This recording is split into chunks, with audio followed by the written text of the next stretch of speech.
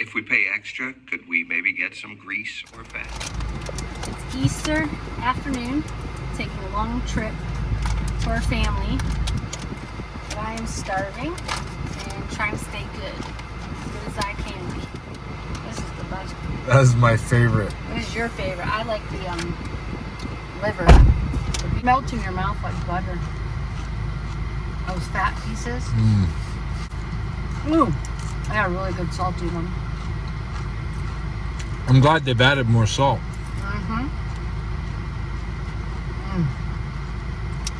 Somebody said theirs were too salty. I'm like, no way. Yeah.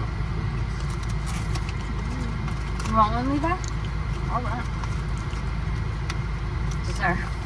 I gotta get more. They're all. I'm kind of. Rhea can have that one. Yeah. He's a cardboard and yellow. Oh. Stuff in their face. Yeah, you're. Don't eat them all. Please, try one.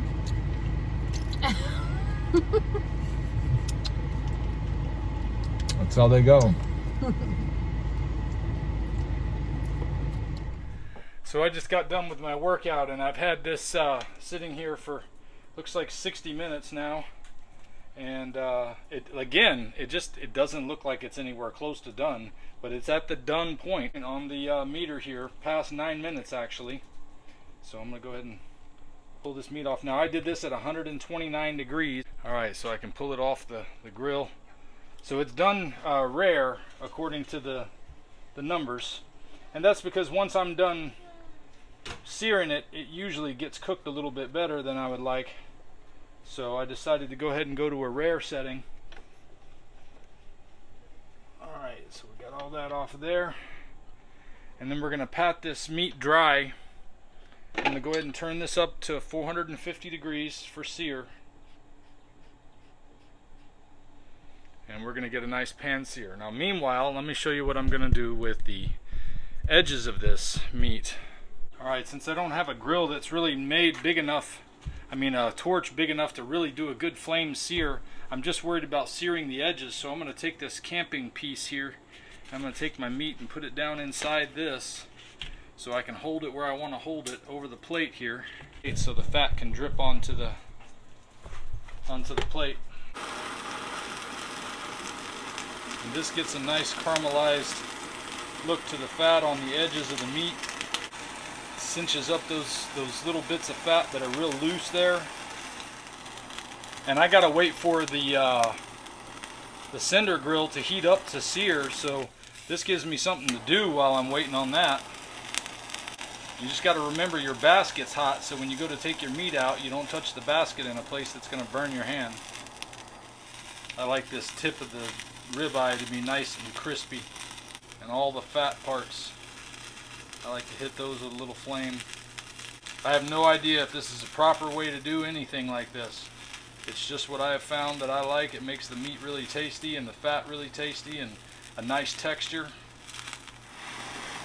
Meanwhile, the Cinder Grill is still heating to sear. It's at 395 degrees right now. Now this is pretty much the same meal I had this morning.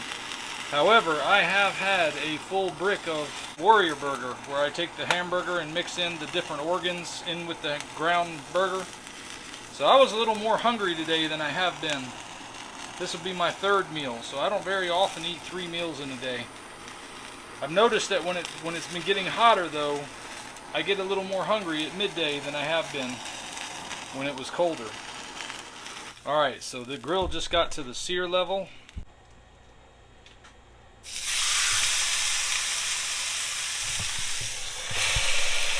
Press the sear, and it's counting down 45 seconds. Now this time I'm going to do it without putting any weight on the top, just to see how it comes with a normal sear according to this, plus adding a little flame sear that I did by hand using the camping equipment. I try to find ways to use as little equipment as possible and as little extra throwaway stuff as possible, because I want to do this often and keep the cost down. So after 45 seconds, that's what we look like. Now I'd like to have a little more sear on it, so I'm going to go ahead and close it down for another moment Put a little pressure on it. 30 seconds, we'll stop there, and you can see the difference. A little bit more searing on this area here that was not seared much at all to begin with. Let's see how it tastes. Alright, let's take a look at how this thing has done now. It's been sitting for a few minutes while I was getting some stuff put away over there. Ah, yeah. Nice medium rare cook. Just the way I like it. It was actually rare when I finished cooking it at 129, but by doing the sear as long as I did, it finished it up a little more, and it's perfect. Honestly, these are the best steaks I've ever had. Granted, I was pretty happy with the ones I had before, but these come out wonderfully tender. You just got to find that sweet spot to heat it up to. 129 degrees was perfect for me, and then doing a nice long sear for 1 minute and 15 seconds, doing a flame sear around the edge. I am tickled pink. So anyway, that's what I had to eat today. Ribeye for breakfast, a Warrior Burger for lunch, and another ribeye for supper. A big 3-meal day. Here's what happened on the walk earlier. Well, good evening. It's the end of another Monday. Monday, April, what is it, 18th? Something like that. 2022. And I'm just finishing up a work day. Got out my exercise for the evening. Did a couple of miles so far, almost 1.78 miles so far. And had my wife and my son and Sam with me. We got the first mile together.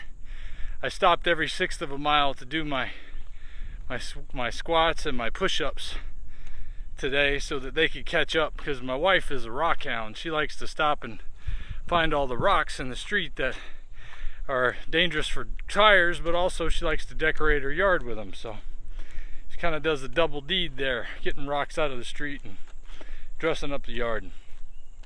But it gives me a chance to stop and get those squats in that we got for that 100 squats a day challenge. And you'll see here was what I was doing on Saturday before Easter.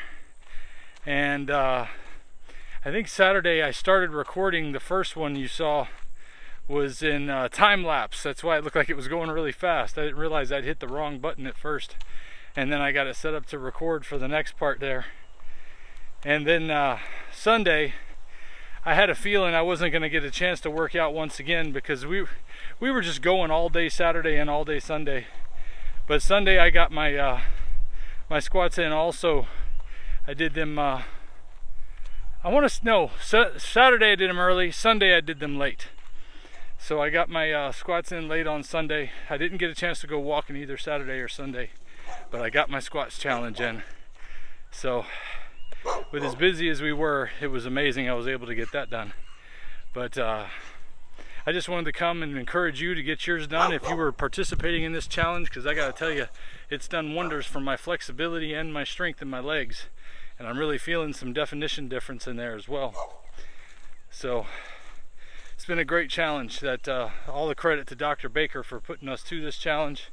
It's really rough on me. It's hard for me to get my knees down as far, or my knees bent as far to where my butt gets all the way down to the ground, because my knees just start popping and making all kind of noise. But it's building up that strength that I need there, so it works out pretty good. You know, it's something to be able to get out and do some exercise and feel like I'm still having a normal life. When I watch television sometimes, and what I watch on television is pretty much all YouTube. I use an Apple TV device, and I bring YouTube up for just about everything I watch. But lately, a lot of the news stuff, I just read the headline, and then I hold down the pad to tell it I want to select that I've already seen this video, because I want to support their channel. But I'm like, gosh, I just can't watch any more news, because all the news looks like, you know what it reminds me of?